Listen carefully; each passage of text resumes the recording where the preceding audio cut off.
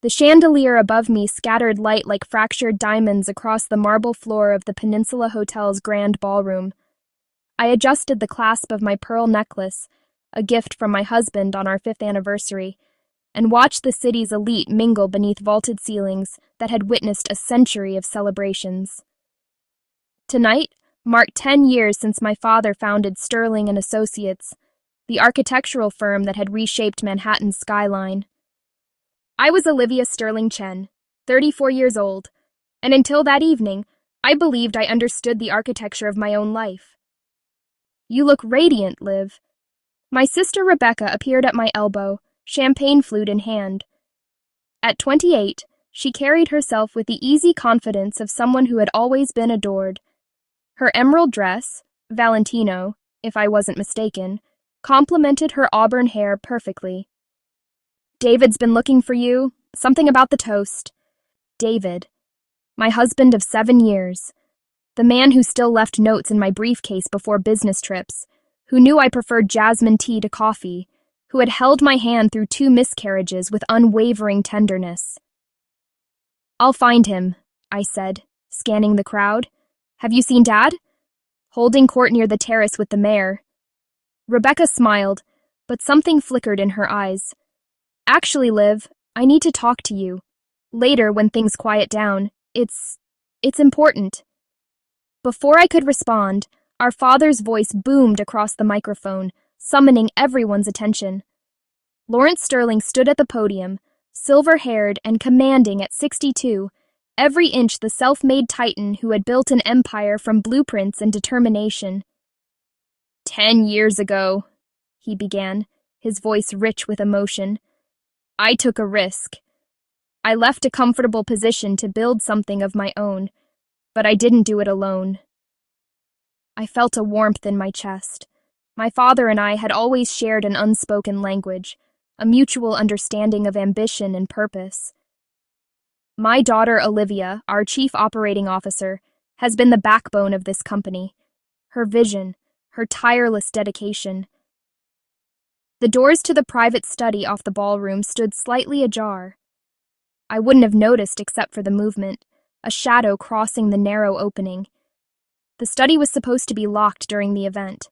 Something pulled me toward those doors. Intuition, perhaps. Or the way Rebecca had looked at me moments earlier, that strange flicker of guilt or pity. I slipped away from the crowd as my father continued his speech, heels clicking softly on marble. The study door yielded to my gentle push. What I saw didn't register immediately. The human mind needs time to process betrayal, to translate the impossible into reality. David, my David, stood with his back to me, jacket discarded over a leather chair. A woman's hand circled his waist from behind, her face hidden against his shoulder. The woman wore an emerald dress. "We can't keep doing this," David was saying, his voice strained. "Olivia's starting to suspect, and your father—" "My father won't find out." Rebecca's voice, my sister's voice. "He trusts us both completely. And Liv, she's so absorbed in the company she barely notices anything else." I must have made a sound, a sharp intake of breath, a whispered no, because they sprang apart. Rebecca's face went white. David's expression cycled through shock, fear, and something that looked almost like relief. "Liv?" he started. I held up one hand, surprised by its steadiness. "Don't." The room spun slightly. 7 years. How long had 7 years of marriage been a lie? And Rebecca, my sister, my father's favorite, the one I'd protected from bullies in school and career setbacks in her 20s. "It's not what you think," Rebecca said, which was so absurd I almost laughed. "How long?" My voice came out calm, almost clinical. They exchanged glances. That small gesture, the silent communication between them, hurt more than anything else. 2 years, David finally admitted. "Liv, I never meant to hurt you. It just happened." 2 years. While I'd been securing the Thornton Tower contract, while I'd been attending fertility treatments, while I'd been building our future, they'd been building this. "The board meeting next week," I heard myself say. Dad's announcing the new partner structure. You were going to recommend me for senior partner. David's silence was answer enough. The sounds of the gala filtered through the door, laughter, clinking glasses, my father's voice concluding his speech. Applause erupted. I walked to the study's side door, the one that led to the hotel's service corridor. Before leaving, I turned back once. Rebecca, you should fix your lipstick. It's smudged. Then I left them standing there, walking through the service halls of the peninsula like a ghost at my own funeral. I found myself in the hotel's rooftop garden, 30 stories above Manhattan. The October air bit through my silk dress, but I welcomed the cold. It made everything feel real. My phone buzzed. A text from my father. I stared at the message, then at the city sprawling below. Somewhere down there, normal people were having normal evenings, unburdened by betrayal. Their world still intact. Liv? I turned. My brother Marcus stood in the doorway to the garden, his expression unreadable. At 36, Marcus had inherited our father's build and intensity, though he'd chosen corporate law over architecture. He'd been in Tokyo for the past month closing a deal. Marcus, I thought you weren't flying in until tomorrow. Caught an earlier flight. He approached slowly, like someone approaching a ledge. I saw you leave, and then I saw them come out of the study looking, well, guilty as hell. Want to tell me what happened? The careful composure I'd maintained cracked. I told him everything, words tumbling out in a rush. When I finished, Marcus's jaw was tight with anger. That son of a bitch, and Rebecca... He shook his head. Liv, I'm so sorry. What do I do? I heard the break in my voice. Do I go back down there and scream? Do I tell Dad in front of everyone? Do I... You do nothing, Marcus said firmly. Not tonight. I stared at him. What? Listen to me. He gripped my shoulders. David and Rebecca are expecting you to fall apart. Dad's about to announce the partnership structure. If you go down there crying or making accusations, you lose all your leverage. You become the emotional woman who couldn't handle her personal life, and they become the sympathetic ones who made a mistake. So I'm supposed to just smile and pretend, for tonight, yes. His eyes held mine. Liv, I know this is hell, but if you want justice, if you want to come out of this with your career and dignity intact, you need to think strategically. Let them believe you're still in the dark.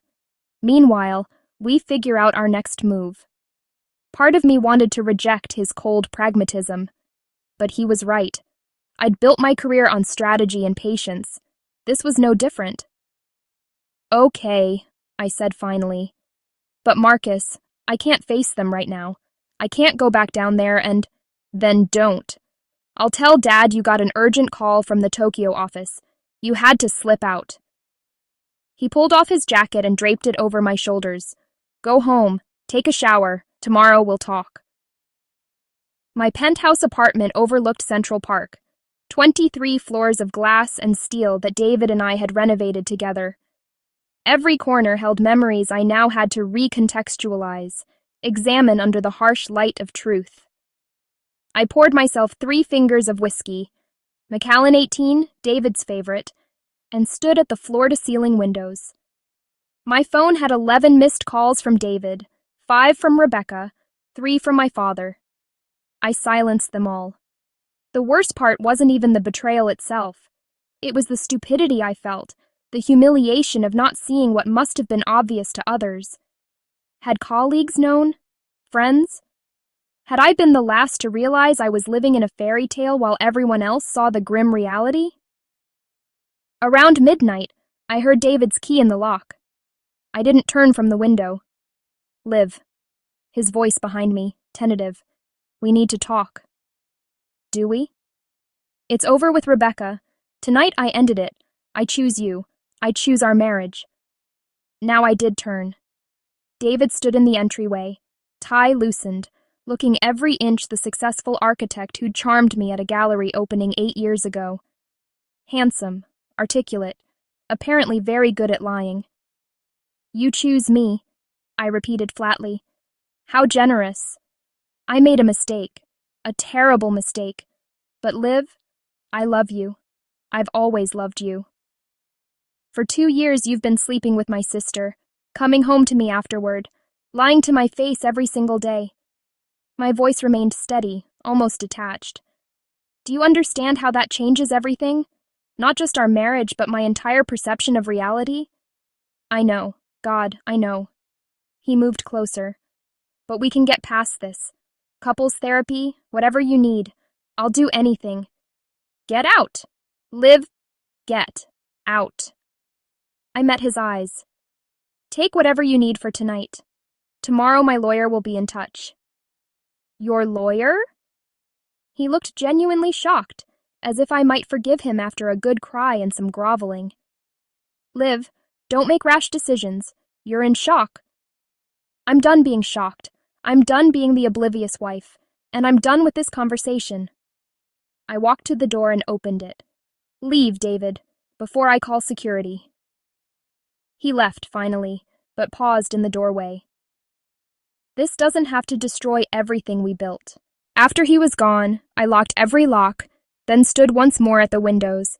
The city glittered below, indifferent to my pain. Somewhere out there, other people were being betrayed. Other worlds were shattering. Somehow, that made it worse rather than better. My phone buzzed again. Marcus. Me. Marcus. I should have been terrified. Instead, I felt something else kindling in my chest. Not anger exactly, but a cold, clarifying determination. They thought I would break. They thought I would crumble. They had no idea what I was capable of. Morning came with artificial brightness, the kind of sunny October day that feels like mockery when your life has just imploded. I'd slept 90 minutes total, spending most of the night staring at the ceiling, my mind churning through 7 years of memories, re-examining every moment for signs I'd missed. Marcus arrived at 8 with coffee and croissants from the French bakery on Madison, though I doubted I could eat. He looked as exhausted as I felt. Dad's been calling, I said, still in my robe at the breakfast bar. I can't keep avoiding him. You won't have to, but first we need to talk. Marcus pulled out his laptop. Last night, after you left, I did some digging. I've been suspicious about David for a while now. Not about Rebecca specifically, but about his behavior. Business trips that seemed excessive. Late meetings that never showed up on his firm's calendar. You knew? The betrayal twisted deeper. I suspected something was off. I didn't know what. He opened several files. Liv, this goes beyond an affair. I think David's been using his relationship with you and our family for corporate espionage. The words didn't make sense at first. What? 3 months ago, Sterling and Associates lost the Meridian Plaza bid to Frost & Klein. Remember? Dad was stunned because our proposal was superior in every way, yet they somehow undercut us on price and timeline. I remembered. It had been a devastating loss, a $50 million project that would have been our biggest undertaking yet. Last month, the same thing happened with the Hudson Yards renovation, and before that, the Tribeca Tower. Every single time, Frost & Klein came in with proposals that seemed almost identical to ours, just slightly better. Marcus pulled up comparison documents. Look at these. I leaned closer, my architect's eye immediately catching the similarities. Structural solutions that mirrored ours. Design elements that echoed our signature style. Material specifications that matched our proposals almost exactly. David has access to all our project files, I said slowly. As my husband, he's been to countless dinners with potential clients. He knows our bidding strategies, our cost structures. And Frost & Klein's lead architect is Jonathan Frost, David's former mentor. Marcus pulled up a photo. David and an older man at some industry event, both laughing. They have lunch together monthly. I checked. The coffee turned to ash in my mouth. So the affair with Rebecca might have been part of a larger plan, Get closer to the family, gain even more access, more trust. Marcus's expression was grim. Liv, I think Rebecca's being used too. I don't think she knows about the corporate espionage. How can you be sure? Because Rebecca, for all her faults, loves Dad. She'd never deliberately hurt the company. But she's impulsive, naive about men. David probably fed her some romantic story about being trapped in a loveless marriage. It wasn't loveless, I said sharply, then caught myself. At least I didn't think it was. Marcus's hand covered mine. I know, and that's what makes this so much worse. But Liv, we can't let him get away with it. Any of it. What are you suggesting? Dad's announcement about the new partnership structure. It's happening next Friday at the company retreat in the Hamptons. David's expecting to be named as an external consultant with access to all future projects. Rebecca thinks she's getting promoted to vice president of design. And you want to expose them publicly. I want to expose publicly. Rebecca. Marcus hesitated. She's our sister. She's an idiot and she betrayed you terribly, but I don't think she's malicious. We need to figure out how much she knows. My phone buzzed. Dad. I have to face him eventually, I said. Then let's do it together. But Liv, we can't tell him about Rebecca yet. Not until we know the full scope. If he finds out his daughters are at war, it'll destroy him. He was right. Our father had built his entire legacy on family loyalty. Learning that his younger daughter was sleeping with his older daughter's husband would break him. Okay, I said finally. We investigate, we gather evidence, and then, at the retreat, we end this properly. The next week was perhaps the most difficult of my life. I showed up at the office, smiled at colleagues, participated in meetings. At night, I stayed in a hotel. I couldn't bear to be in the apartment David and I had shared. He called repeatedly, left flowers at my office, sent increasingly desperate emails. I ignored them all. Rebecca tried to corner me twice. The first time, I simply walked away. The second time, she grabbed my arm in the parking garage. Liv, please, let me explain. I looked at her hand on my arm, then at her face. She'd been crying. Her eyes were red, makeup smudged. Part of me wanted to feel satisfaction. Mostly, I just felt numb. There's nothing to explain, I said quietly. You slept with my husband for 2 years. While being welcomed into my home, while I confided in you about our fertility struggles, while I trusted you. I never meant for it to happen. But it did happen, repeatedly, for 730 days, give or take. I pulled my arm free. Stay away from me, Rebecca. I mean it. Meanwhile, Marcus and I worked methodically through the evidence. We hired a private investigator, a former FBI agent named Sarah Chen who specialized in corporate fraud. What she uncovered was damning. David had been meeting with Jonathan Frost weekly, not monthly. He'd been photographed at Frost & Klein's offices multiple times. And most damning, financial records showed deposits to David's account from an LLC that, when traced, led back to Frost & Klein. He's been selling our proposals, Marcus said, spreading out the evidence in my hotel room. Taking payments for insider information. This isn't just betrayal, Liv. It's corporate espionage. It's fraud. He could face criminal charges. How much? Over the past 2 years? Nearly $1 million. I stared at the number. $1 million. While I'd been working 80-hour weeks, while I'd been faithful and trusting, he'd been systematically betraying everything I'd built. We need to talk to Rebecca, I said. Find out what she knows. Are you ready for that? I wasn't. But it had to be done. We arranged to meet at Marcus's loft in Tribeca, neutral territory. Rebecca arrived looking defensive and fragile at once, her usual confidence badly shaken. Thank you for agreeing to talk, Marcus began, his lawyer's voice calm and professional. We need to ask you some questions about David. I told you, it's over. This isn't about the affair, I cut in. This is about his business dealings. Rebecca, did David ever ask you about Dad's projects? Specific details about proposals, timelines, costs? Her expression shifted. Sometimes. He said he was interested in Dad's approach, that he wanted to learn. And you told him, Marcus said. It wasn't a question. Only general things. I thought. She looked between us, understanding dawning. Oh God, you think he was using the information? I slid the file across the table. We don't think. We know. For the next hour, we walked her through everything.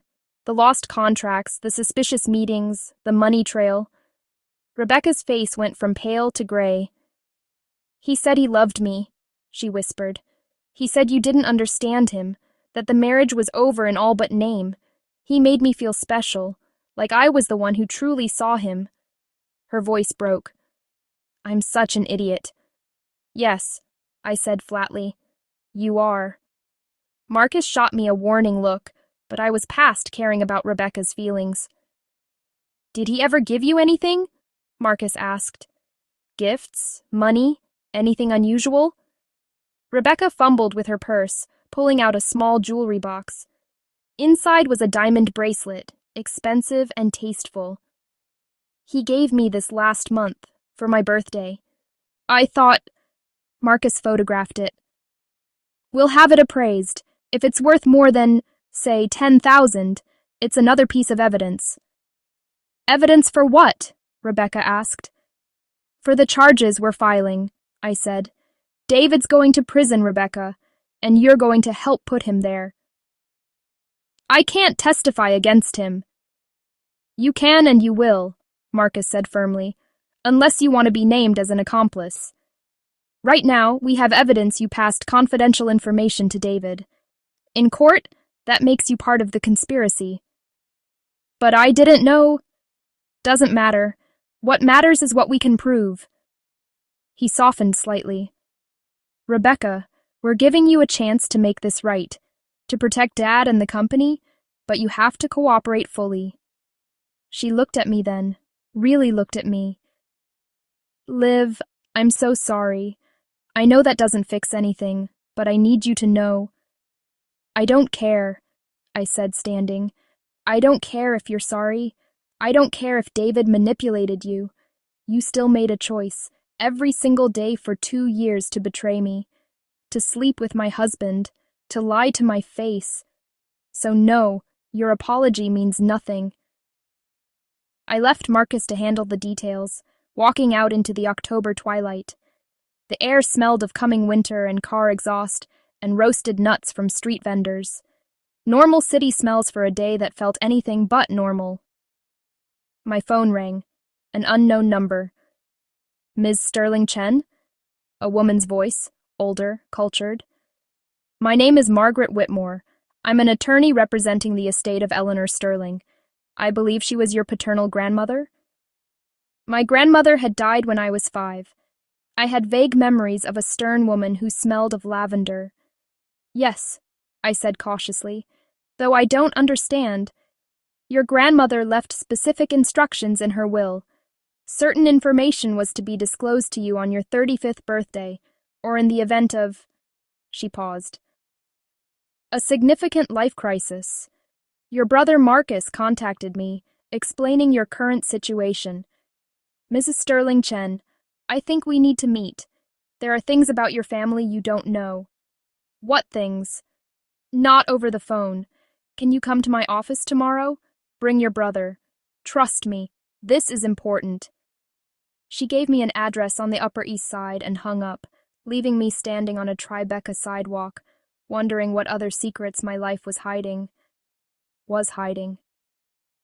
Margaret Whitmore's office occupied the top floor of a pre-war building on East 72nd Street, the kind of place where old money went to handle its old problems.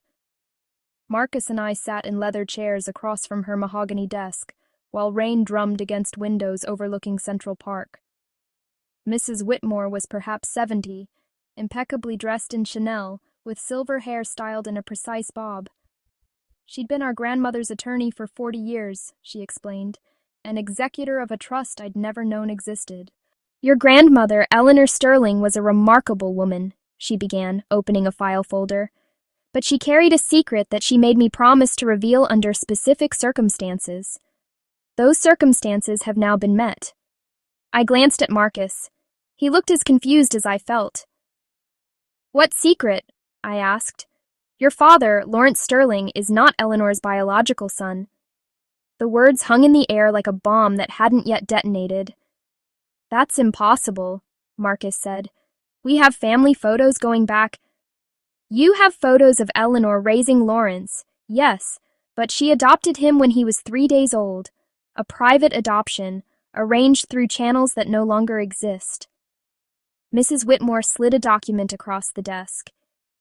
This is the original adoption certificate, sealed by court order in 1963. I stared at the yellowed paper, my grandmother's signature barely legible at the bottom. Who were his biological parents? I heard myself ask. His mother was a young woman named Caroline Frost. She died in childbirth. The father... Mrs. Whitmore paused, choosing her words carefully. Was never officially named, but Eleanor left a letter to be opened upon these revelations. In it, she states that Lawrence's biological father was Nathaniel Frost. Frost, Marcus repeated. As in Jonathan Frost's father, yes. Nathaniel Frost was Eleanor's first love. They were engaged to be married, but his family disapproved. Eleanor came from old money, but had been disowned after a scandal. When Nathaniel's parents arranged a marriage to another society girl, Caroline Winters, he complied. But he and Eleanor continued their affair. My head spun. So my father is Jonathan Frost's half-brother, Mrs. Whitmore confirmed, though neither of them knows it. Eleanor kept the secret to protect Lawrence. The Frost family is powerful and vindictive. She feared what they might do if they learned the truth. Why tell us now? Marcus's lawyer brain was working. What's changed? Your grandmother's letter explains her conditions. The truth was to be revealed if, and I'm quoting here, Lawrence's children face betrayal from within the family, particularly involving the Frost name. When Marcus contacted me about David's connection to Jonathan Frost and the corporate espionage, I knew it was time. She handed us a sealed envelope, my name written on it in my grandmother's spidery handwriting. Inside were 3 pages, dated 6 months before her death. I read aloud. The key fell into my palm, small and brass and impossibly heavy. So let me get this straight, Marcus said slowly. Our father is Jonathan Frost's half-brother. Jonathan doesn't know this. And our grandmother had evidence of the Frost family's crimes? Apparently, Mrs. Whitmore confirmed. Though I don't know what that evidence contains. Eleanor was very careful about what she told even me. I looked at the key. This changes everything. It certainly changes your approach to David, Mrs. Whitmore agreed. If Jonathan Frost learns that Lawrence Sterling is his father's illegitimate son, it could affect the corporate case. The Frost family is notoriously litigious and vindictive. Or, I said slowly, an idea forming, it gives us leverage we didn't have before. Manhattan Trust's safe deposit room was all polished steel and hushed reverence for other people's secrets. Marcus and I sat alone in a private viewing room while a clerk brought us the box registered to Eleanor Sterling. Inside, we found a leather portfolio containing decades of documentation, photographs of Nathaniel Frost accepting bribes from city officials, copies of designs he'd stolen from rivals, financial records showing systematic fraud, and most damning, a recorded confession, audio cassette from 1985, Nathaniel Frost speaking to someone unknown. Jesus Christ, Marcus whispered. This is explosive. The Frost reputation, their entire firm, it's built on stolen work. How does this help us with David? I asked, though I was beginning to see the shape of it. David's getting money from Frost & Klein for stolen information, but if Frost & Klein itself is exposed as a corrupt organization with a history of theft, then David becomes part of a much larger criminal enterprise. And Jonathan Frost? Marcus's eyes lit up. Jonathan Frost becomes a target himself. If he knew about his father's crimes and continued the practice, and David's involvement suggests he did, then he's just as guilty. We take them both down, I said. David and his mentor, the whole rotten structure. But we need to do it carefully, Marcus warned. If this evidence becomes public too soon, Jonathan could destroy it or claim it's fabricated. We need the right moment, the right audience. The company retreat, I said. Next Friday. Everyone will be there. Dad, all the senior partners, our biggest clients, and David, expecting his consultant position. It's risky, Marcus said. Are you sure you want to do this in front of Dad? Learning that David betrayed you is one thing. Learning he's not biologically a Sterling, that his half-brother has been our enemy all along. He needs to know, I said firmly. All of it. And he needs to hear it when he has the support of everyone who matters. Not alone, not in private where he might try to protect us from the truth. We spent the rest of the week preparing, working with Sarah Chen to coordinate with the district attorney's office. The case we were building was complex. Corporate espionage, fraud, possibly RICO charges if we could prove Jonathan Frost knew about David's activities. Rebecca cooperated fully, giving a deposition about the information she'd shared with David. She looked hollowed out, grief-stricken. I felt nothing watching her. The sister I'd loved was gone, replaced by a stranger who'd betrayed me for romantic fantasy. David called me one final time, 2 days before the retreat. Liv, please, let me see you. Let me explain. There's nothing to explain, I said, my voice perfectly calm. I know about Frost and Klein. I know about the money. I know everything, David. Silence on the other end, then. You're making a mistake. You don't understand the full picture? I understand perfectly. See you Friday. I hung up, feeling something like peace settle over me. The game was almost over.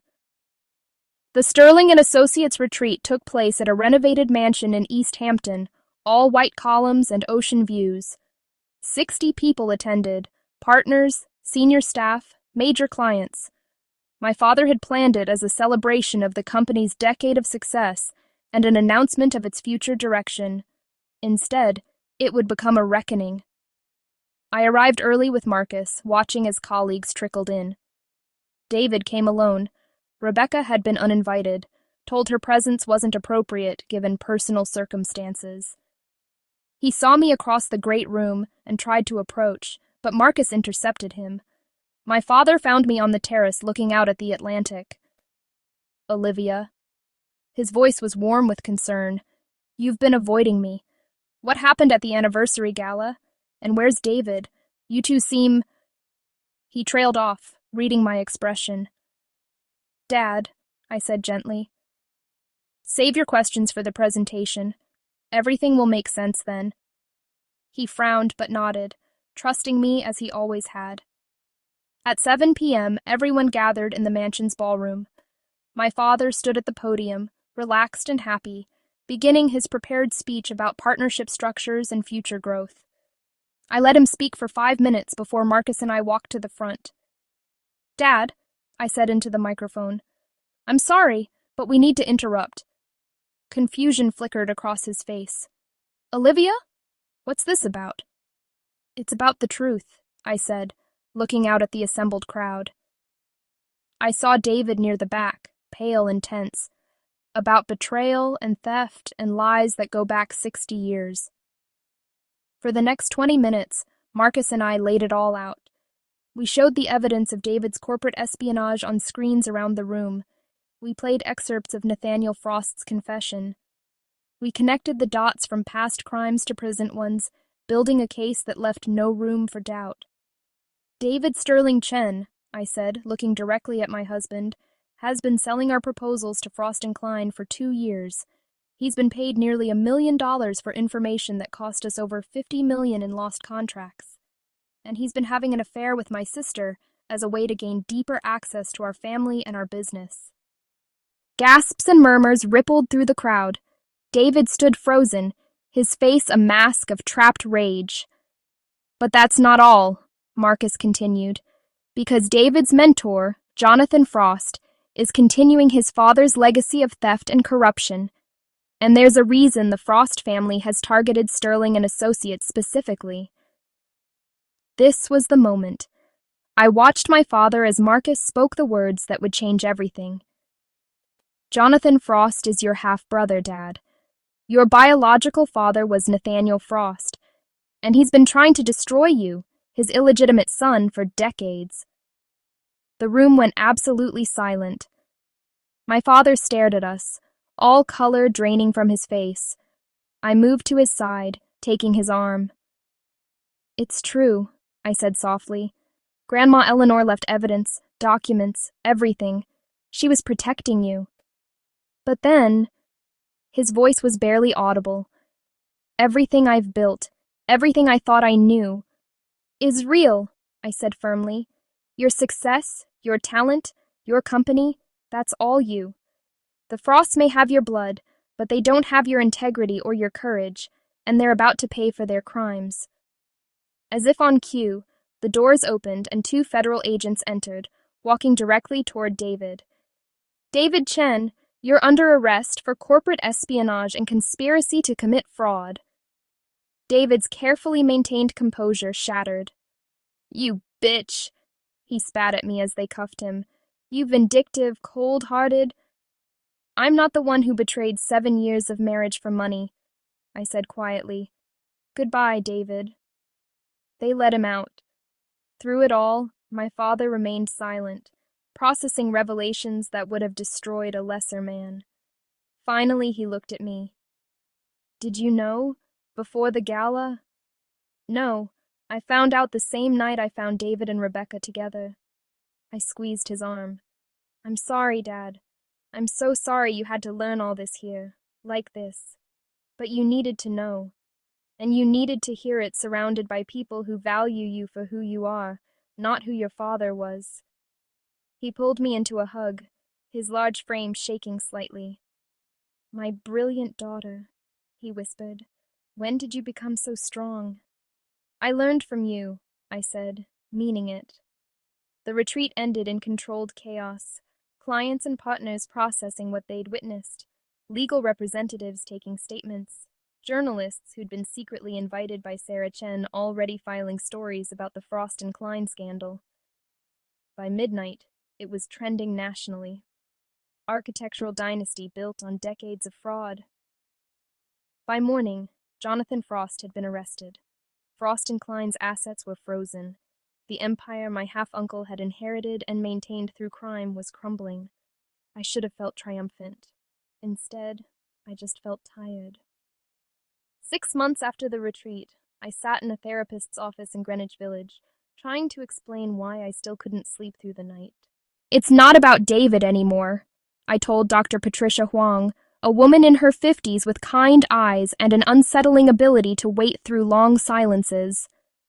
I mean, yes, the betrayal still hurts, but what keeps me awake is the question of what else I missed, what other lies I'm still living.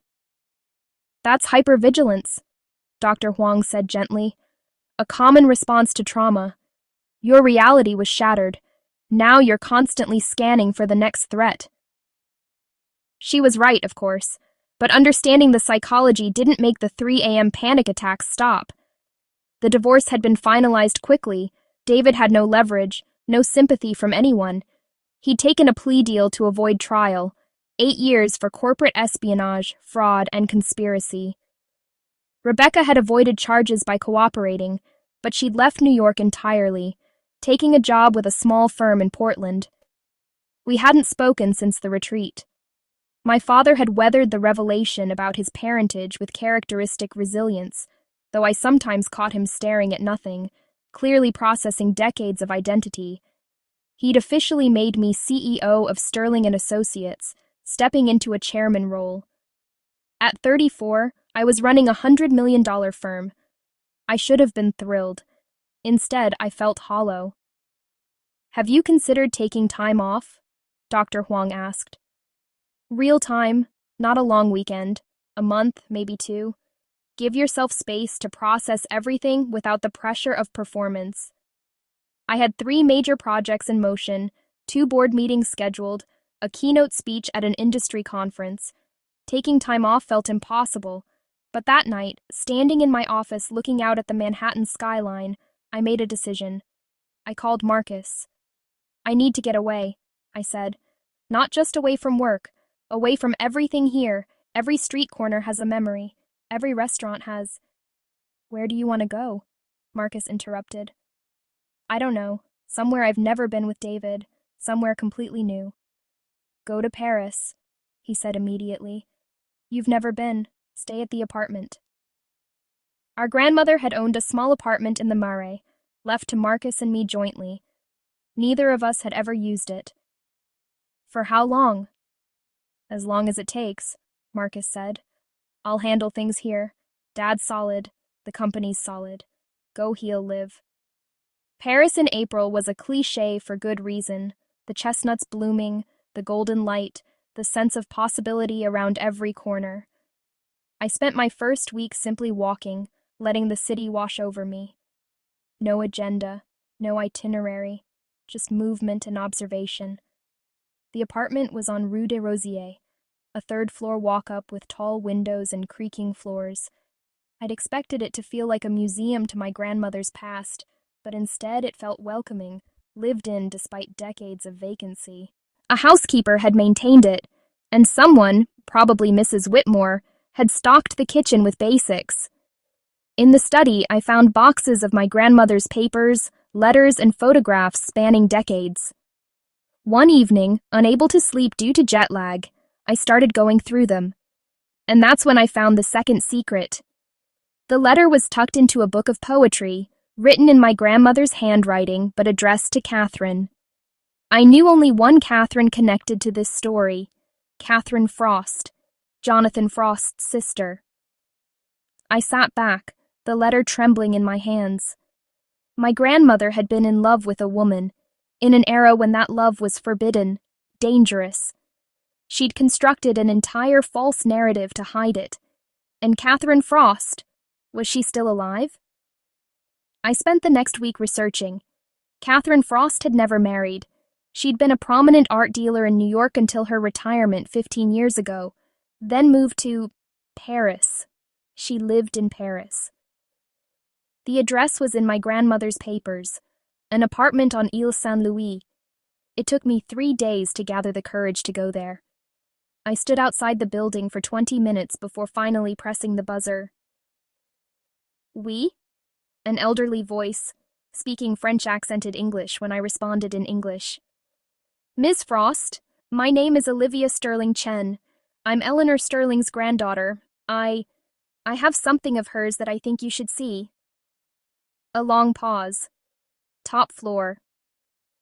The apartment was filled with light and art, impressionist paintings that might have been originals, sculptures, books in 3 languages. Catherine Frost was perhaps 85, white-haired and elegant in linen pants and a silk blouse. When she opened the door, her eyes, pale blue, startlingly clear, studied me with an intensity that made me understand immediately why my grandmother had loved her. You have Eleanor's eyes, she said finally. Please come in. I handed her the letter. She read it standing by the window, her back to me, shoulders trembling slightly. When she finished, she stood in silence for a long moment. I always wondered, she said finally turning. She left so suddenly that summer. No explanation, just gone.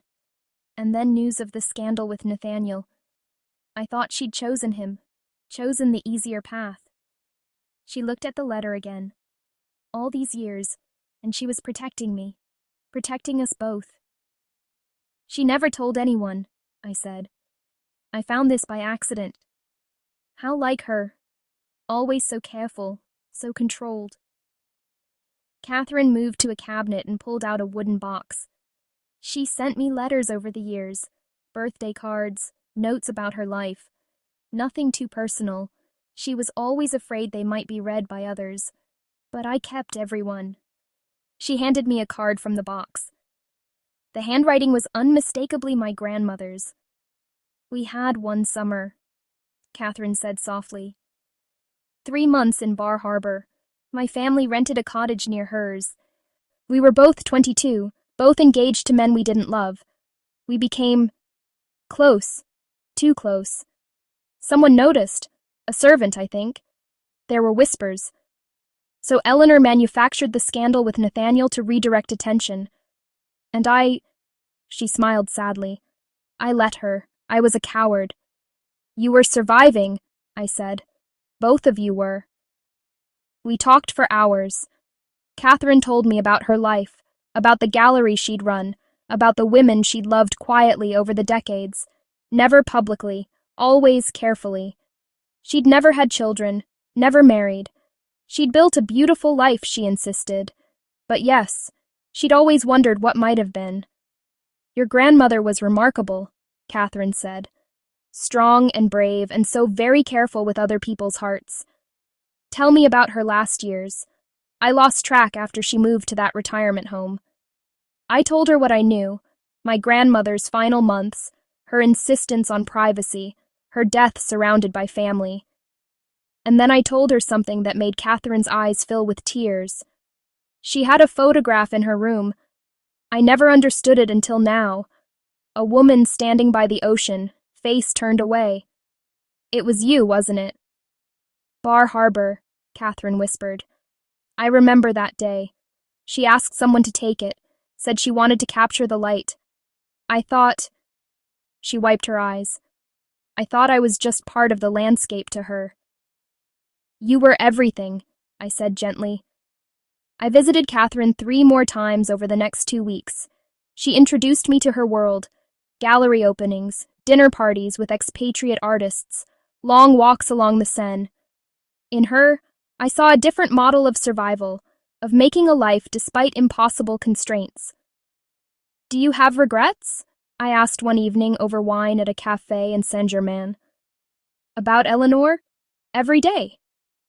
Catherine smiled. "But also no. We had what we could have. It wasn't enough, but it was real, and perhaps that's the best we can ever hope for. Real moments in a world that demands we perform fiction."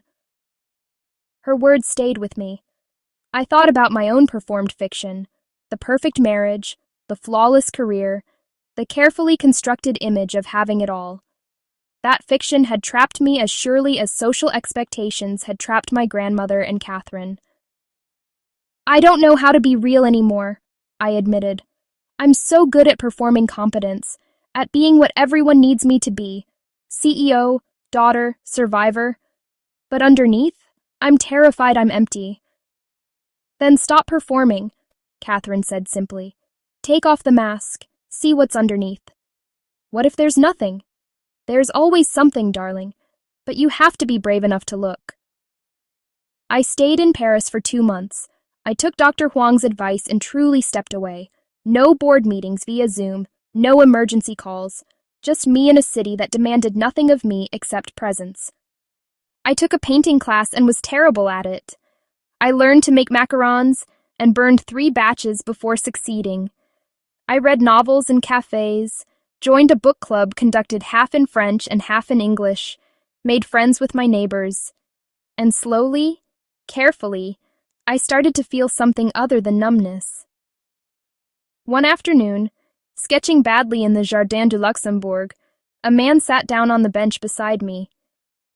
"That tree doesn't look like that," he said in British accented English, gesturing at my drawing. I looked at him, mid-30s, dark hair, amused eyes, and then at my sketch. He was right. The tree in my drawing was somehow both too angular and too soft, capturing neither the reality nor any meaningful artistic interpretation. "I'm aware," I said dryly. "Critiquing strangers' art is how you start conversations? Only when the stranger is clearly a beginner, but using very expensive materials." He nodded at my sketchbook. "Seems a shame to waste them on someone with no talent." I should have been offended. Instead, I laughed, really laughed for the first time in months. "I'm Simon," he said, extending a hand. "Architect. which is why bad proportions pain me. You? Olivia, also an architect, which makes this embarrassing. We talked for an hour, then walked to a nearby cafe for coffee that turned into dinner. Simon was British, based in London, but working on a museum project in Paris. He was funny and sharp and completely unimpressed by anything except good design and honest conversation. He didn't ask about my personal life, didn't pry. We talked about buildings, about the difference between American and European approaches to space, about our shared love of brutalist architecture that most people found ugly. "Same time next week?" he asked as we parted. "I'll bring my sketchbook and we can mutually critique each other into depression." "That sounds weirdly lovely," I said. It became a routine. Thursday afternoons in the Luxembourg Gardens, sketching and talking and slowly becoming friends. Simon knew nothing about my past, about David or the trial or the family scandal. To him, I was just Olivia, an architect on sabbatical, learning to draw badly. It was the most honest I'd been with anyone in months. "You're different," Marcus observed during one of our video calls. "Lighter, somehow?" "Paris has been good for me," I said. "Catherine's been good for me. Having space to just exist without performing has been good." "Are you coming back?" I'd been asking myself that question. "Yes, but not to the same life. I need to change things, Marcus. The company, my role, something. I can't go back to 80-hour weeks and board meetings and pretending I have it all together. What do you want instead?" "I don't know yet, but I'm figuring it out." That weekend, Catherine invited me to her country house in Provence. It was a converted farmhouse, all stone walls and lavender fields, the kind of place that existed outside of time. "I want to show you something," she said, leading me to a studio behind the main house. Inside were paintings, hundreds of them, stacked against walls, hung from rafters. Seascapes mostly, all variations on the same stretch of coastline. "Bar Harbor," I said. "Painted from memory," Catherine confirmed. "I've been working on these for 60 years. Every summer I try to capture it exactly as it was. The light, the water, the feeling of possibility." She picked up a canvas. "This one's the closest I've come." It was beautiful. The ocean at twilight, rocks in the foreground, a figure barely visible in the distance. "Is that her?" I asked. "Always." Catherine set the painting down. "I know it's obsessive, probably unhealthy, but it's how I've kept her with me." "It's not obsessive," I said. "It's love. Love that never had a chance to grow up, to become ordinary." She smiled sadly. "Maybe that's why it's survived. It's frozen in that perfect summer, never tested by mundane reality." Her words echoed in my mind that night as I stood on the terrace, looking at stars undimmed by city lights. Was that what I'd been doing with David? Clinging to a perfect image of our marriage rather than facing its mundane failures?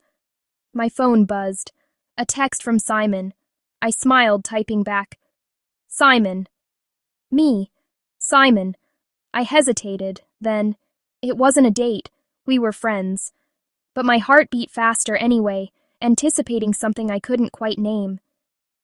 The dinner was at a tiny bistro in the 11th arrondissement, the kind of place where the menu changed daily and the wine came from the owner's cousin's vineyard. Simon was already there when I arrived, arguing good-naturedly with the waiter about whether bouillabaisse could be authentically made this far from Marseille. "Olivia, help me," he called. "Tell this man that traditional recipes are meant to be adapted." "Traditional recipes are meant to be respected," I countered, sitting down. The waiter's right. "Betrayed by my only ally," Simon said dramatically, but he was grinning. We ordered, we ate, we debated architectural philosophy and laughed at industry gossip. It was easy and light and uncomplicated. And then, over dessert, Simon said, "So, I've been wanting to ask, why Paris? You never really said." I could have deflected. Instead, I found myself telling him everything. The affair, the trial, the family secrets, all of it. He listened without interrupting, his expression shifting from surprise to anger on my behalf, to something like sadness. Christ, he said when I finished. And here I've been complaining about client revisions. I'm an idiot.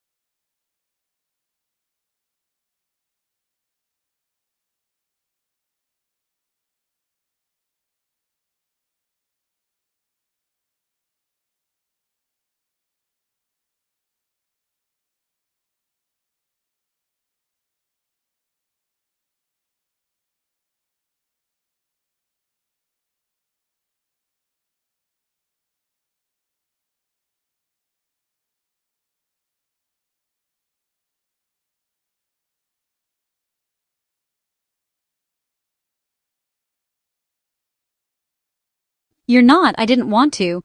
I liked having one relationship where I wasn't the woman from the scandal, you know? Now I'm hoping you don't run away screaming. He reached across the table, taking my hand. I'm not going anywhere. Though I have to say, you buried the lead. I'm an architect on sabbatical is quite the understatement, for I'm the CEO who took down a criminal dynasty. I laughed despite myself. When you put it that way, I sound insufferable. You sound like someone who's been through hell and is working really hard to find her way back. His thumb traced circles on my palm. For what it's worth, I think you're incredibly brave. I don't feel brave. I feel like I'm barely holding it together most days. That's what brave is, Simon said. Holding it together when everything wants to fall apart. We walked along the Seine afterward, the city lights reflecting on dark water. At some point, our hands found each other again. At some point, walking became standing still, and standing still became Simon saying, I'd very much like to kiss you, but only if that's something you want. I thought about Dr. Huang's advice, about Catherine's words about being real. I thought about performing and masks, and the fiction of having it all figured out. Yes, I said. I want that. The kiss was gentle, tentative, full of question marks. When we pulled apart, Simon smiled. I should tell you something, he said. I looked you up, after that first day in the park. I know who you are, what happened. I've known the whole time. And you still wanted to be friends? I wanted to be whatever you needed. Friend felt safest. He tucked a strand of hair behind my ear. But if you're open to more, I'm very interested in more. I don't know if I'm ready, I admitted. I don't know if I'm healed enough, then we'll go slowly as you need. He kissed my forehead. No pressure, no expectations, just, let's see where this goes. We did go slowly. Simon returned to London for 2 weeks, then came back to Paris. We had dinner, went to museums, sketched together. We talked about everything. His messy divorce 3 years earlier, my fear of being fooled again, our shared ambition and shared doubt. I keep waiting for the other shoe to drop, I told him one afternoon as we wandered through Père Lachaise cemetery. For you to turn out to be secretly terrible. I'm not secretly terrible, Simon said. I'm regular terrible. I leave dirty dishes in the sink and I'm rubbish at remembering birthdays, and I get absorbed in projects and ignore everyone for days. Those are rookie problems. I need more serious red flags. Fine. I once cried during Toy Story 3. Monster, I said, smiling. Deal breaker. He pulled me close and we stood among the graves of famous dead people, alive and healing and finding our way toward something new. 3 months after that first sketch in the Luxembourg Gardens, I made a decision. I called Marcus. I'm coming home, I said, but I'm bringing someone. Simon? How do you... Catherine mentioned him.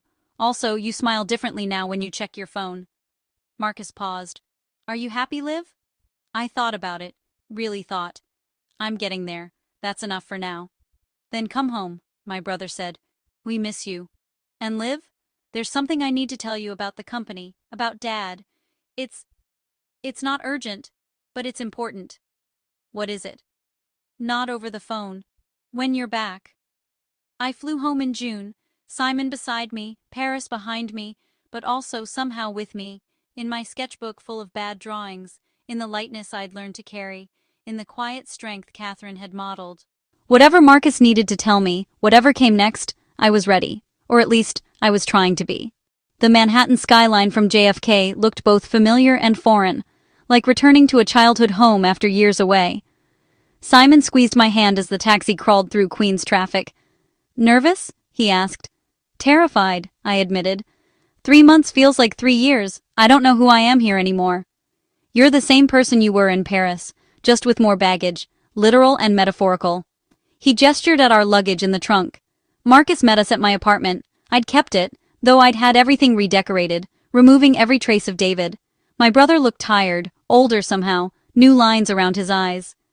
Welcome back, he said, hugging me tightly. Then, extending a hand to Simon, you must be the architect who made my sister smile again. Guilty, Simon said, though I can't take all the credit. Paris helped. Paris helped, Marcus agreed. But let's be honest, you helped more.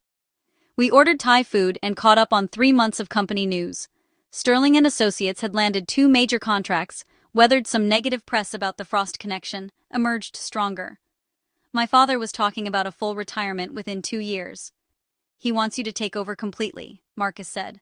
Not just CEO, total control. He's ready to let go.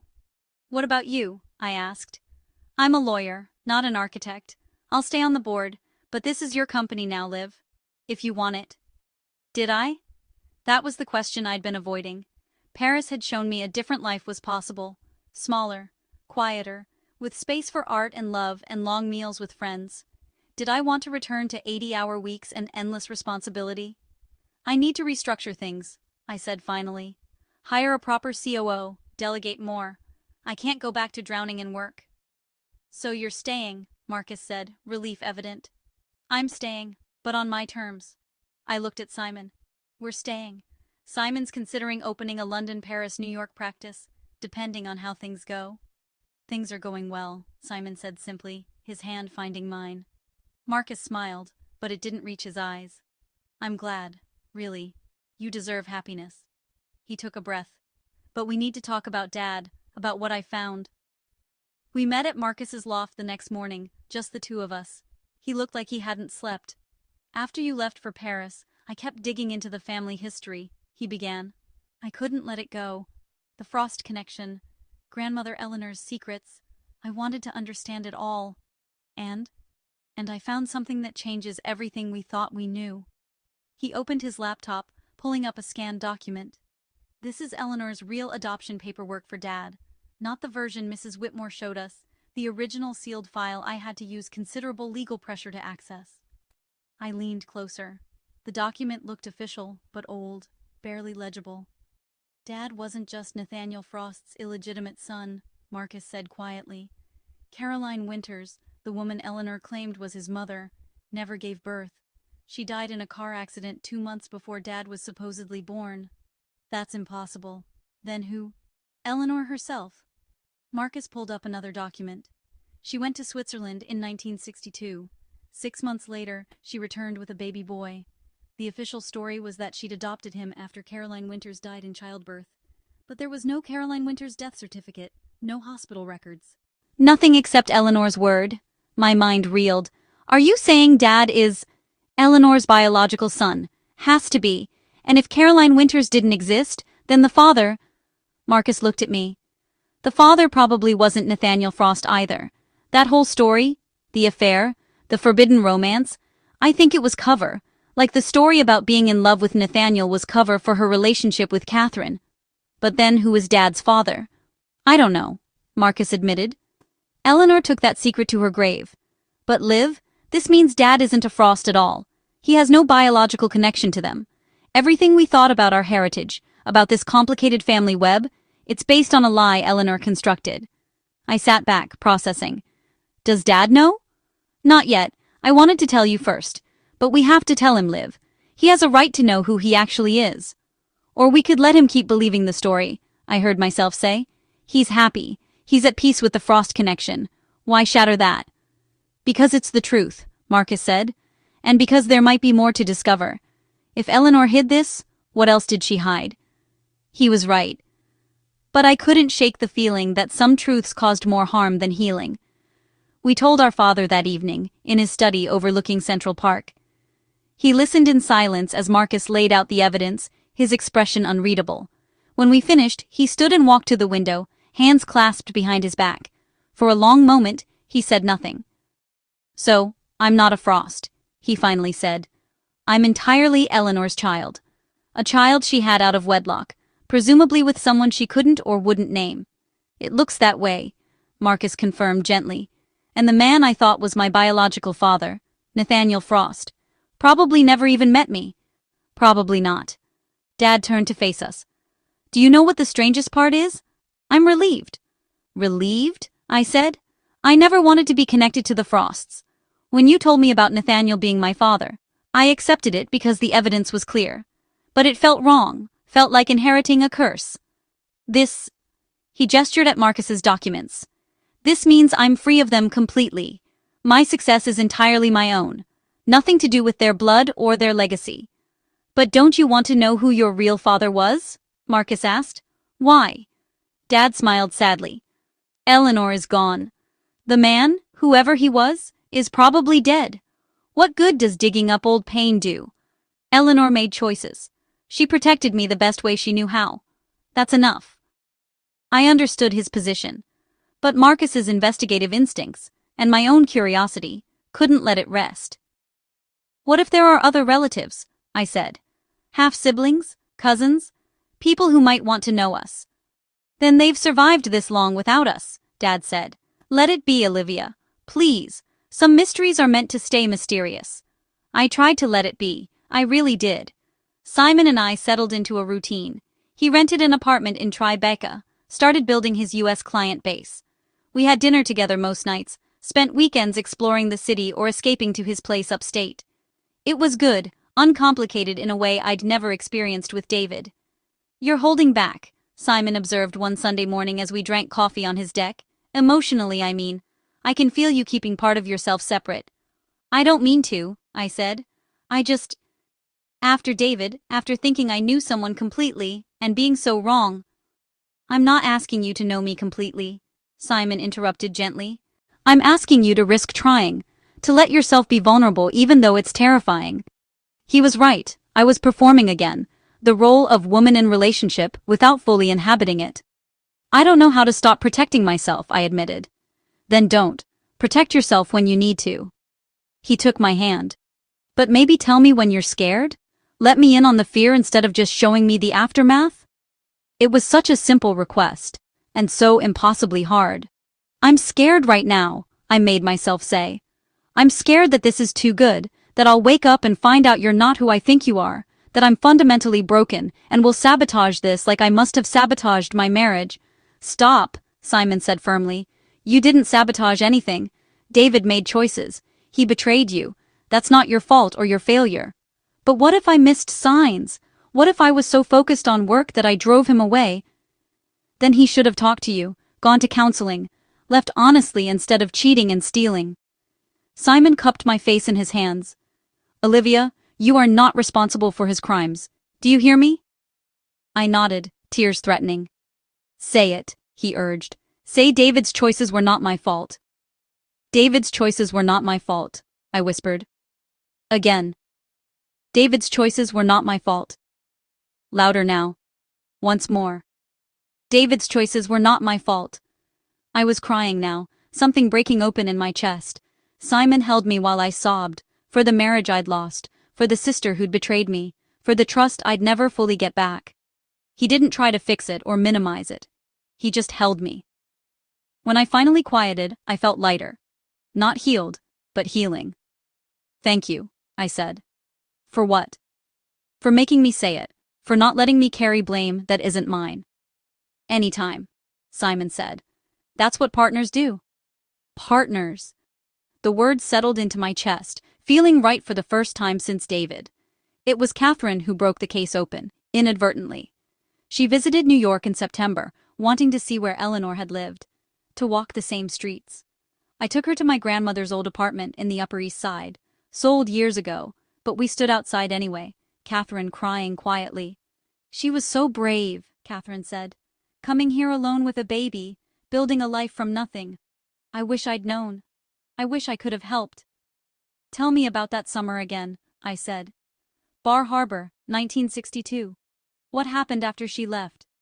I told you, she just vanished. One day she was there, the next she was gone. No note, no explanation. Catherine frowned, remembering.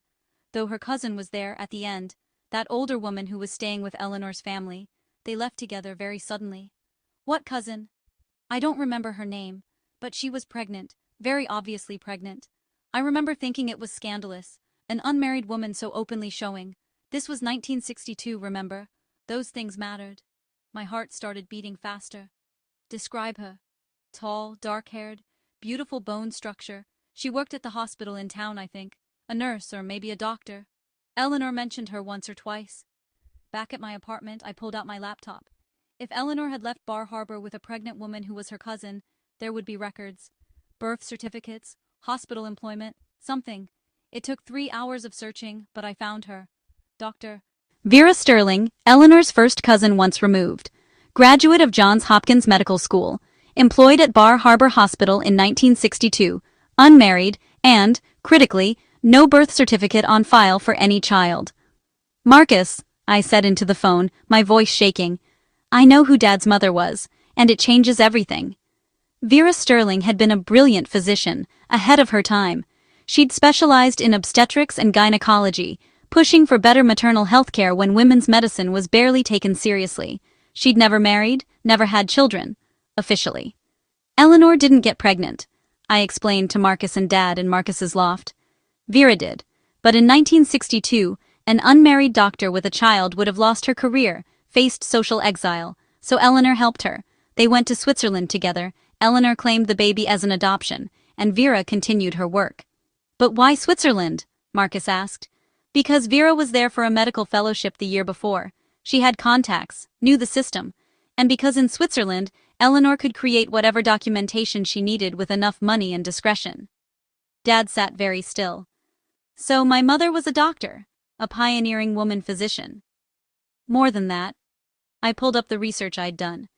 She founded 3 women's health clinics, trained a generation of female doctors, wrote papers that changed standards of care. Dad, your mother was extraordinary. Was? He said quietly. She died in 1987. Cancer. But she left behind an incredible legacy. I showed him photos, a stern-looking woman with kind eyes, standing in front of a clinic that bore her name. Do I have siblings? Dad asked.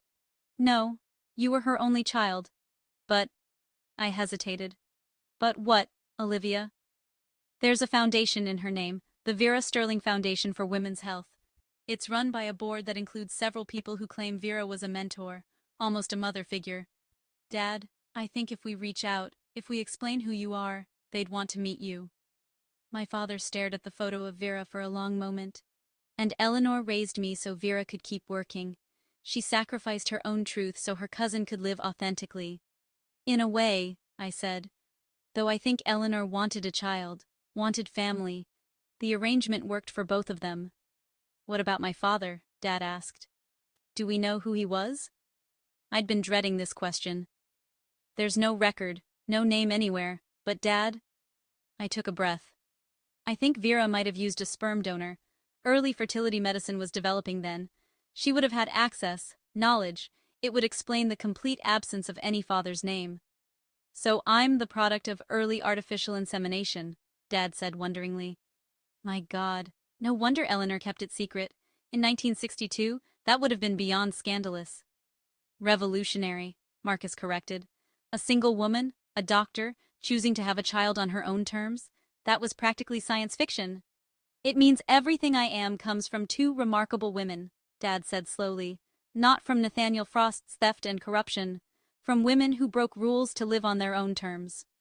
The Vera Sterling Foundation occupied a converted brownstone in Brooklyn Heights, its facade painted a warm cream color with burgundy trim. A bronze plaque by the door read, My father stood on the sidewalk, staring at the building with an expression I couldn't quite read. Marcus and I flanked him, silent support. I don't have to do this, Dad said. We could just leave. We could, I agreed, but you'd always wonder. He nodded slowly, then climbed the steps and pressed the buzzer. The woman who answered was perhaps 60, with silver-streaked hair and Vera's same striking bone structure. Her name tag read, Dr. Miriam Chen, Executive Director. Mr. Sterling? She studied Dad's face with unconcealed curiosity. The resemblance is remarkable. Please come in. The foundation's interior was warm and professional. Photos of smiling mothers and babies lined the walls, alongside images of Vera at various stages of her career. Dr. Chen led us to a conference room where 3 other board members waited. Thank you for seeing us, Dad began. I'm sure this is unusual. Unusual doesn't begin to cover it, said an elderly man with a kind face. I'm Dr. Robert Park. I worked with Vera for 20 years. When you called, claiming to be her son, I thought it was a scam. He smiled. Then I saw the photo you sent. You have her eyes, her chin. It's uncanny. We brought documentation, Marcus said, opening his briefcase. He'd assembled everything. Eleanor's sealed adoption papers, DNA results confirming Dad was related to Vera's surviving sister, hospital records from Switzerland. They reviewed it all in silence. Finally, Dr. Chen looked up, her eyes glistening. We always suspected, she said quietly. Vera would sometimes mention her boy, speak about him with such pride. But she never gave details, never told us his name. We thought perhaps she'd had a child young and given him up, carried the grief of it.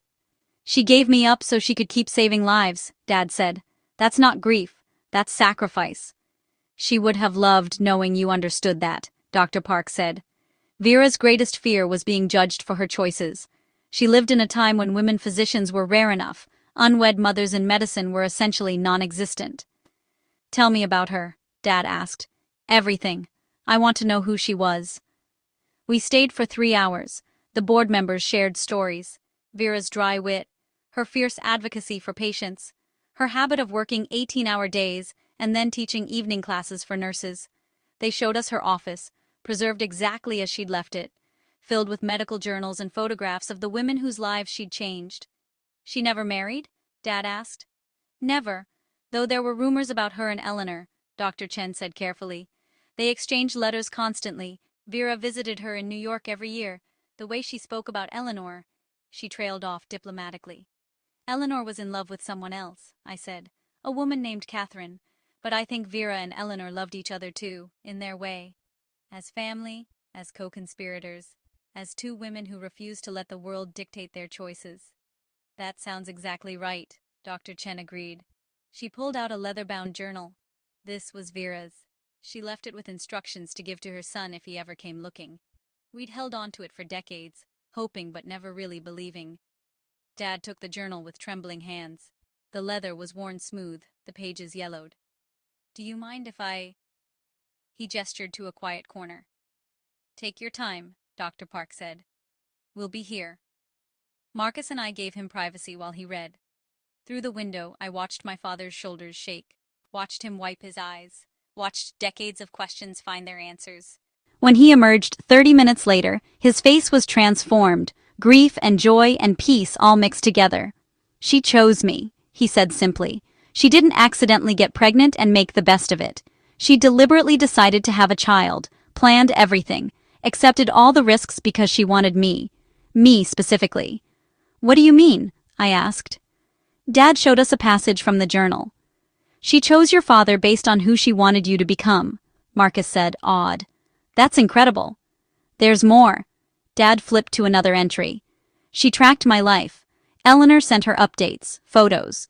Vera came to my high school graduation in disguise, stood in the back, watched me accept my first architectural award. She was there, always, loving me from a distance. The final entry was dated a week before Vera's death. We stayed in Brooklyn for dinner at a small Italian restaurant the foundation staff frequented. Stories about Vera flowed alongside wine. Her terrible singing voice, her legendary stubbornness, the time she'd faced down a hospital administrator who tried to close the women's clinic. She sounds like you, I told Dad. The stubbornness especially. She sounds like all of us, Dad replied. You, Marcus, Rebecca even. We all got her inability to accept injustice quietly. Rebecca's name hung in the air. We'd barely mentioned her since the scandal. She'd sent Dad birthday cards from Portland, tentative emails to Marcus. I'd ignored all her attempts to reach me. You should talk to her, Dad said quietly, reading my expression. Not forgive her, that's your choice. But maybe let her know you're alive. You're surviving. She's drowning in guilt, Liv. I can hear it in every word she writes. She should feel guilty, I said sharply. She does. But at some point, punishment becomes cruelty. You don't have to reconcile. But you could release her from wondering if you're okay. I thought about Eleanor and Vera, about the secrets they'd kept and the sacrifices they'd made, about Catherine, who'd spent 60 years painting the same coastline, holding on to a love that never got its full expression. I'm not ready, I said finally. Maybe someday, but not now. Dad nodded, accepting. Then someday, whenever you're ready. The foundation offered Dad a position on the board of directors. He accepted immediately, throwing himself into the work with an energy I hadn't seen in years.